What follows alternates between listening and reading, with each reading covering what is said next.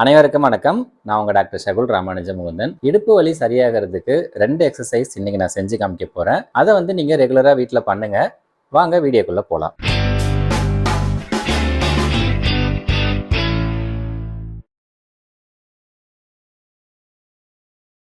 பொதுவாக பார்த்தீங்கன்னா இடுப்பு வலி வர்றதுக்கு முக்கியமான காரணம் நம்மளுடைய தண்டுவடத்தை சுற்றி இருக்கிற தசைகள் வந்து கொஞ்சம் வீக்காக இருக்கிறதுனால தான். ஸோ தண்டுவடத்தை சுற்றி இருக்கிற தசைகளில் முக்கியமாக பேக் மசில்ஸ் வந்து நீங்கள் ஸ்ட்ரென்தன் பண்ணீங்க அப்படின்னாலே இடுப்பு வலி நாளடைவில் குறைஞ்சிரும். அதுக்காக நான் வந்து ஈஸியாக எல்லாராலையும் பண்ண முடிஞ்ச 2 எக்ஸசைஸ் நான் சொல்லித்தர போகிறேன். வாங்க ஒரு எக்ஸசைஸாக பார்க்கலாம். ஃபர்ஸ்ட் எக்ஸசைஸ்க்கு நேராக படுத்துக்கணும்.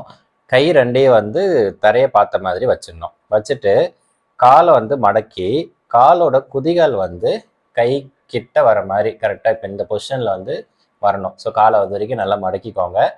மடக்கிக்கிட்டு பொறுமையாக உங்களோட இடுப்பை வந்து மேலே தூக்கணும். பொறுமையாக தூக்குங்க. ஃபஸ்ட்டு பண்ணுறீங்க அப்படின்னா நீங்கள் வந்து உங்களால் எவ்வளோ முடியுதோ பண்ணுங்கள். சப்போஸ் இவ்வளோ தான் தூக்க முடியுதுன்னா பிரச்சனை இல்லை. இது மாதிரி நீங்கள் பண்ணும்போது இந்த இடம், அதுக்கப்புறம் பட்டெக்ஸு, காலோட அந்த பின்பகுதியில் இருக்கிற தசைகள்லாம் வந்து நல்லா டைட்டாக இருக்கிறத ஃபீல் பண்ணுவீங்க. இது ரெகுலராக பண்ணும்போது அந்த மசில்ஸ் எல்லாமே ஸ்ட்ராங் ஆகும்.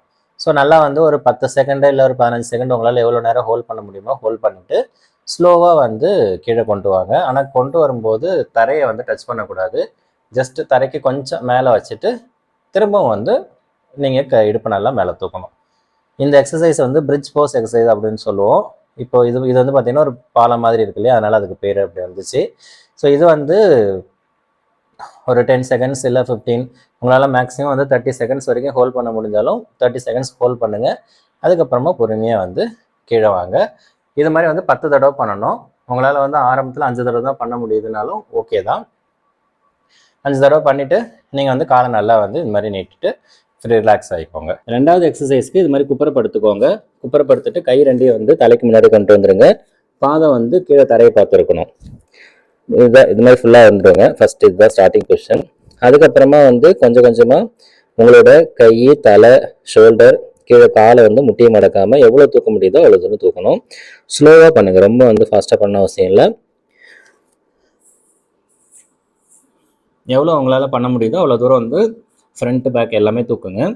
அதே மாதிரி தான் போன எக்ஸசைஸ் மாதிரியே 5 செகண்ட்ஸ் இல்லை 10 செகண்ட்ஸ் ஹோல்ட் பண்ணுங்கள். எவ்வளோ நேரம் உங்களால் ஹோல்ட் பண்ண முடியுதோ ஹோல்ட் பண்ணிவிட்டு திருப்பி பேக் டு பொசிஷன் வந்துடுங்க. இதையும் வந்து 5 தடவை பண்ணணும். உங்களால் 10 தடவை பண்ண முடிஞ்சிச்சுனாலும் 10 தடவை பண்ணுங்கள். ஒரு எக்ஸசைஸும் 10 தடவை பண்ணணும். அது மாதிரி 3 செட்டு பண்ணணும். ஸோ 2 எக்ஸசைஸ் சேர்த்து நீங்கள் வந்து கிட்டத்தட்ட ஒரு நாளைக்கு 60 தடவை பண்ணியிருப்பீங்க. ஆரம்பத்திலே உங்களால் இந்த மாதிரி பண்ண முடியலனாலும் பரவாயில்ல, 5 தடவை முதல்ல பண்ணுங்கள். ஃபஸ்ட்டு வந்து குப்புறப்படுத்திட்டு 5 தடவை, அப்புறம் நேராக படுத்துட்டு 5 தடவை பண்ணுங்கள். அப்புறம் வந்து ஒரு 2 நிமிஷம் 3 நிமிஷம் கேப் விட்டுட்டு திருப்பி 5 தடவை பண்ணுங்கள். இது மாதிரி 5 தடவை ஒரு செட்டு வச்சுட்டு நீங்கள் 3 தடவை பண்ணுங்கள். அதுக்கப்புறமா கொஞ்சம் கொஞ்சமாக வந்து 10 தடவை வச்சு 3 தடவை பண்ணுங்கள். இதை நீங்கள் ரெகுலராக பண்ணிகிட்டே இருக்கிறீங்க அப்படின்னா ஒரு 1.5 மாதம் 2 மாதத்தில் கொஞ்சம் கொஞ்சமாக உங்களுடைய இந்த இடுப்பு வலி, முதுகு வலிலாம் நல்லாவே வந்து குறையும். பண்ணி பார்த்துட்டு ரிசல்ட் எப்படி இருக்குன்னு எனக்கு கமெண்ட்ல சொல்லுங்கள். வீடியோ பிடிச்சிருந்துச்சுன்னா லைக் பண்ணுங்கள், ஷேர் பண்ணுங்கள். சேனலை சப்ஸ்கிரைப் பண்ணாதவங்க சப்ஸ்கிரைப் பண்ணுங்கள்.